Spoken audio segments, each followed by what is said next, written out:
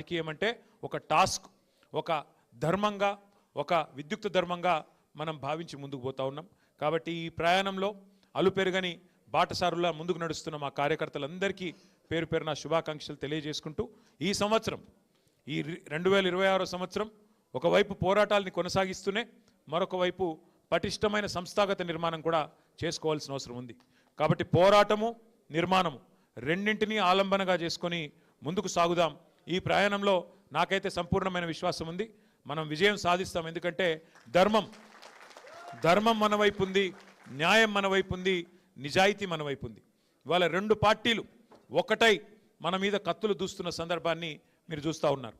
కేంద్రము, రాష్ట్రము, ఆ రాష్ట్రంలో కేంద్రంలో ఉండే రెండు పార్టీలు ఇవాళ ఒకటై ఒక జట్టై మనను తుదముట్టించే ప్రయత్నం చేస్తున్న విషయం కూడా మీ అందరికీ అర్థమవుతానే ఉంది. అయినప్పటికీ ఎవరు ఎన్ని ఎత్తుగడలు చేసినా, ఎన్ని కుట్రలు కుతంత్రాలు చేసినా ప్రజల ఆశీర్వాదం, దైవ ఆశీర్వాదం మనకున్నంత కాలం ఎవరు ఏం చేయలేరు. కాబట్టి తప్పకుండా నాకైతే సంపూర్ణమైన విశ్వాసం, సంపూర్ణమైన నమ్మకం ఉంది. 2028 సంవత్సరంలో తిరిగి మన నాయకుడు కేసీఆర్ గారిని ముఖ్యమంత్రిగా చూడడమే మనందరి లక్ష్యంగా, మనందరి ధ్యేయంగా కలిసికట్టుగా ముందుకు సాగుదాం. తగిలే చిన్న చిన్న ఎదురు దెబ్బలను పెద్దగా దృష్టిలోకి తీసుకోకుండా జాగ్రత్తగా ముందుకు పోదామని చెప్పి తెలియజేస్తూ, ముందుగా పార్టీ సీనియర్లు చాలామంది ఉన్నారు, వారిని కలిసిన తర్వాత మిగతా వారిని కూడా కలుద్దాం. దయచేసి ఎక్కడ కూర్చున్న వాళ్ళు అక్కడే కూర్చోండి. దయచేసి ముందుగా సీనియర్లను, గౌరవ శాసనసభ్యులు, శాసన మండలి సభ్యులు, మాజీ మంత్రివర్యులు, రాష్ట్ర పార్టీ ప్రముఖులు వేదిక పైన ఉన్న వాళ్ళు ఉన్నారు, వారిని పలకరించిన తర్వాత, వారి శుభాకాంక్షలు చెప్పిన తర్వాత మిగతా మిత్రులు దయచేసి మీరు కూడా రావచ్చు.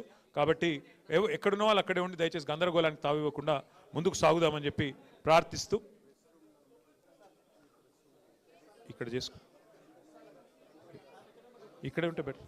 Thank you. జై తెలంగాణ.